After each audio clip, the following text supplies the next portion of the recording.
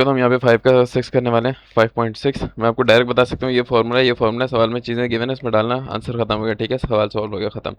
तो मैं थोड़ा सा पहले आपको इंट्रोडक्शन दे देता हूँ इस चैप्टर का, लंप कैपेसिटेंस वाले का। ये क्या चैप्टर है, क्या सीन है सर, और फिर मैं ये वाला सवाल सॉल्व करा देता हूँ। सबसे पहले क्या होता है यहाँ पर, इन सवालों में हमें सबसे पहले क्या करना होगा, हमें बायोट नंबर निकालना होगा। ठीक है, सबसे पहले ये एक बायोट है नसेट नंबर की तरह, नसेट नंबर बराबर होता है एच एल अपॉन के, बायोट नंबर भी इसी के बराबर होता है। तो आपने सबसे पहले ये चेक करना होता है कि इसकी वैल्यू क्या आ रही है। तो बायोट नंबर आपके पास यहाँ पर आ रहा है 0.001। ठीक है, आपके पास एक कंडीशन होती है कि अगर बायोट नंबर 0.1 से कम आया, सही है, तो आप यहाँ पे लंप कैपेसिटेंस एक मेथड है वो यूज़ कर सकते हो, उसके फॉर्मूले यूज़ कर सकते हो। ठीक है, अगर ग्रेटर है तो फिर आप वो नहीं यूज़ कर सकते। मोस्ट प्रॉब्ली हमारे जितने भी अभी सारे सवाल हैं उसमें सब में लंप कैपेसिटेंस लेस देन 0.1 है, तो हम सब में लंप वाले फार्मूले यूज़ कर सकते हैं। ठीक है, फार्मूला कुछ भी नहीं है, ये आपके पास फार्मूला दो तीन और फार्मूले हैं, प्लस इसमें आप वैल्यू आपको गिवन है वो डालोगे तो टाइम आ जाएगा, या कभी टाइम गिवन होगा टेम्परेचर आ जाएगा, टेम्परेचर गिवन होगा ये आ जाएगा। सिंपल है, और कुछ भी नहीं है। अब ये होता क्या है, बायोट नंबर और कैपेसिटेंस वगैरह सारी चीज़ें, असल में होता ही है कि सबसे पहले हम ये करते हैं कि एक दीवार है आपके पास, सही है, एक दीवार है।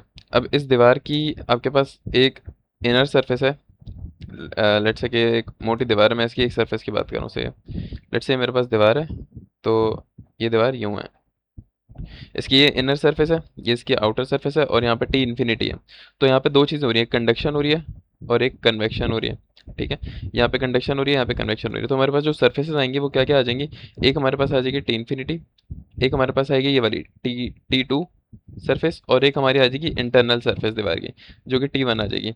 तो हम ये कहते हैं कि डिफरेंस लेते हैं, हम कहते हैं कि एक तो डिफरेंस आ गया जो टी वन से टी टू जा रहा है। ठीक है, तो T one minus T two, एक ये डिफरेंस आ गया आपके पास, और एक डिफरेंस है जो टी टू से टी इन्फिनिटी जा रहा है। हमें पता है कि अगर ये चीज़ गर्म है, ये चीज़ ठंडी है, हीट फ्लो आपका यहाँ से यहाँ तक आ रहा है, तो सबसे ज़्यादा हीट होगी टी वन की, उससे कम होगी टी टू की, उससे कम होगी टी इन्फिनिटी की। ठीक है, तो T one minus T two हो गया, और उसके अलावा जो ये होगा ये क्या होगा, ये T two minus T infinity हो जाएगी, क्योंकि टी टू आपके पास बड़ा है। तो ये आपके पास जो डिफरेंस बनता है, ये आपके पास कहलाता है बायोट नंबर का डिफरेंस, जो कि आपको यहाँ पे अगर मैं बुक दिखाऊं, तो बुक में यहाँ पर आपके पास लिखा हुआ है बायोट नंबर के लिए। थोड़ा सा नीचे आता हूँ, ये रहा, ये आपका बायोट नंबर का, ये बायोट नंबर है। ये आपके पास है कि surface one minus surface two, ठीक है, और surface two minus surface infinity. ये जो आपका रिलेशन है ये आपको बताता है, आप समझ सकते हो कि कंडक्शन अपॉन कन्वेक्शन का रिलेशन बताता है बायोट नंबर। ये देखो इन लोगों ने ये लिखा हुआ है, resistance of conduction, resistance of convection.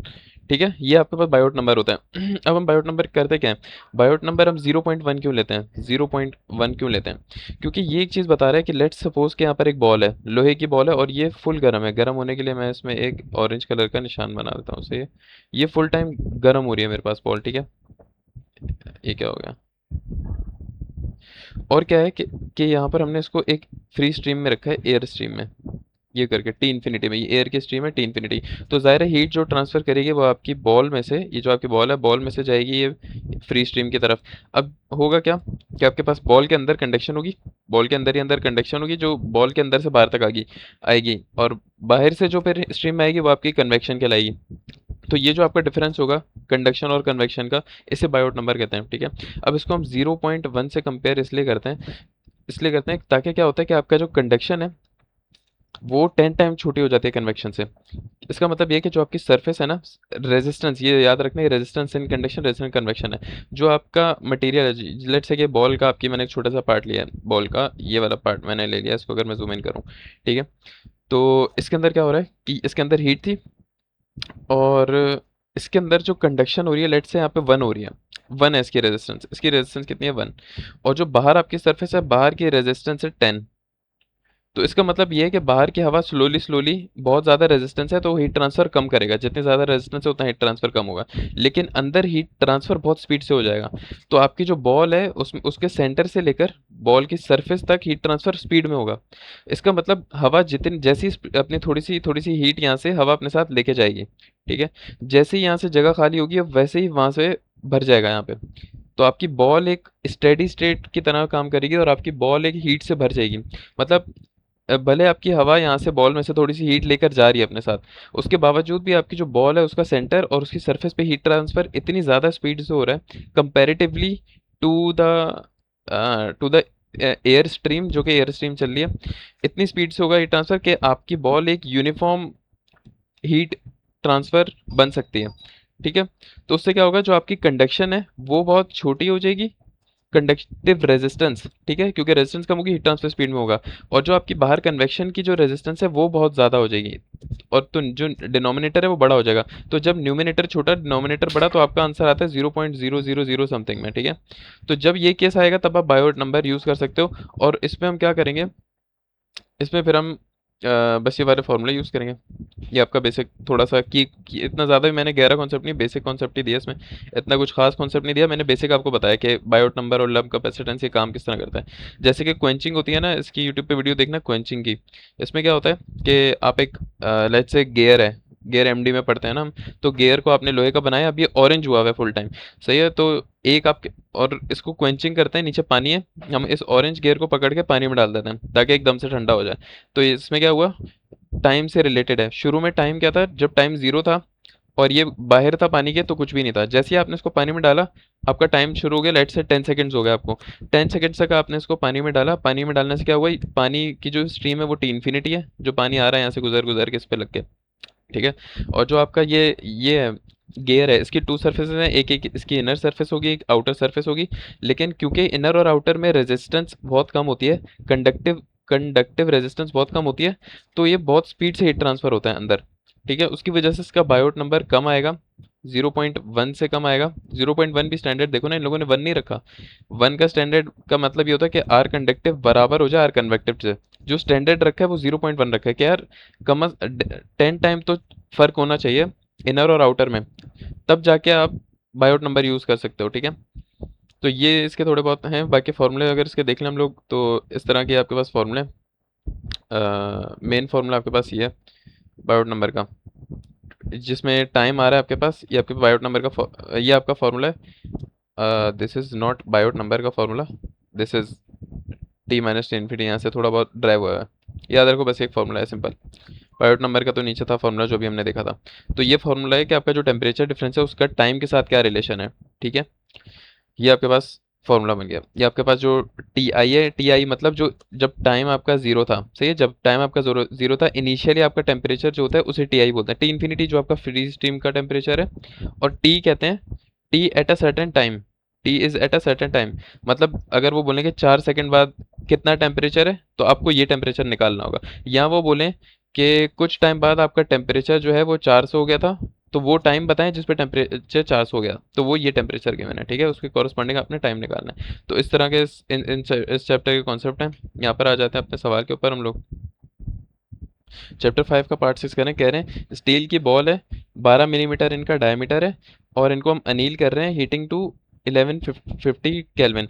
T1 temperature initial आपको दिया हुआ है इतना। कह रहे हैं स्लोली क्या हुआ, कुछ टाइम बाद आपका जो टेम्परेचर हो गया वो इतना हो गया, मतलब वो जो टी हमने अभी मैंने बताया वो आपका 400 हो गया। कह रहे हैं एयर आपकी जो है वो टी इन्फिनिटी गिवन है आपको, सही है, तीनों टेम्परेचर्स गिवन है आपको सारे।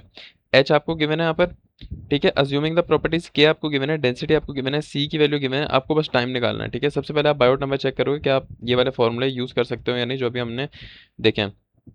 तो सबसे पहले हम बायोट नंबर निकालेंगे, एच एल अपॉन के। लेंथ कैसे आती है, देखो लेंथ ऐसे आ सकती है कि आपको पता है कि वॉल्यूम डिवाइड, अगर मैं एरिया से करूँ, वॉल्यूम बराबर होता है length into breadth into height, ठीक है? इसी तरह एरिया बराबर होता है लेंथ इंटू ब्रेथ, या मैं कह सकता हूँ ब्रेथ इंटू हाइट, सही है? तो अगर मैं इससे ये काट दूं तो मेरे पास क्या आ जाएगी, लेंथ आ जाएगी, ठीक है? अगर मैं वॉल्यूम अपॉन एरिया कर दूं, तो इस तरह अगर मैं एल के बजाय मैं रख सकता हूँ वॉल्यूम अपॉन एरिया, ठीक है?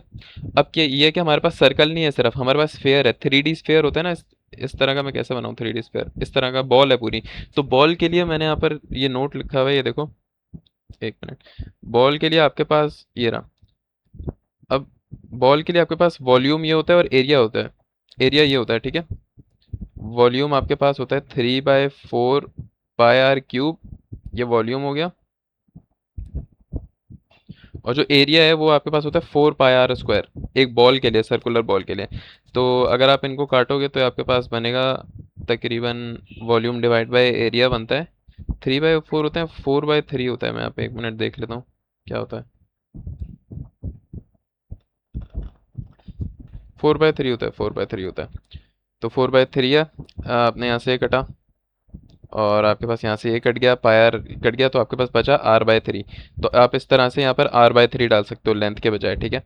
आपने यहाँ पर अपना रेडियस आपका 12 था, 12 डायमीटर था, रेडियस आपका 6 हो गया, 6/3 2 आ गया, ठीक है। यहाँ से आपने बायोट नंबर निकाला, ये आ गया जो कि 0.1 से छोटा है, तो आप यहाँ पे लंप मेथड के फॉर्मूले यूज़ कर सकते हो। हमने अभी जो फॉर्मूला देखा था वो वही था। फॉर्मूला हमारे पास था ये वाला, ये टी एक्सपोनेंट है। अगर आपने टाइम निकालना है तो ऑफ कोर्स यहाँ पे इसको एक्सपोनेंट से बाहर लाना पड़ेगा। Taking log on both side करोगे, लॉग से एक्सपोनेंट कैंसिल हो जाता है, तो ये चीज़ बाहर आ जाएगी। ये फॉर्मूला ऐसे यूज़ हुआ है, ठीक है। एल एन आपने यूज़ कर लिया यहाँ पे, ठीक है। ये आपके पास टाइम टाइम के लिए आपके पास ये फॉर्मूला बन गया। अगर मैं इसको डिलीट करूँ यहाँ पे देखो, टाइम के लिए आपने फॉर्मूला बना लिया इसी को। डेंसिटी पता है आपको, एच पता है आपको, एरिया V/A क्या होता है, वही जो भी हमने निकाला R0/3। तो देखो, इसको आप ऐसे रख रख सकते हो, V/A को आप इन लोगों ने इतनी लंबी की हुई, d² से d² कटेगा, पाई से पाई कटेगा, और डी होता है 2r होता है, तो 2 से 3 कटेगा, तो ये वापस R0/3 बन जाएगा, ठीक है। V/A को आप R0/3 लिख सकते हो। आपने वो लिख दिया। CP आपको गिवन है, TI आपको पता है, T पता है, T इंफिनिटी सारी चीज़ें पता है, आपने टाइम निकाल लिया इतना सेकंड, उसको आवर में कन्वर्ट कर लिया, डिवाइड बाय 60 मल्टीप्लाई बाय 60 करके। तो आपको पता चलिए कि this is so short and this effect is short and cooling time. खैर हो गई, ये सीन है बस।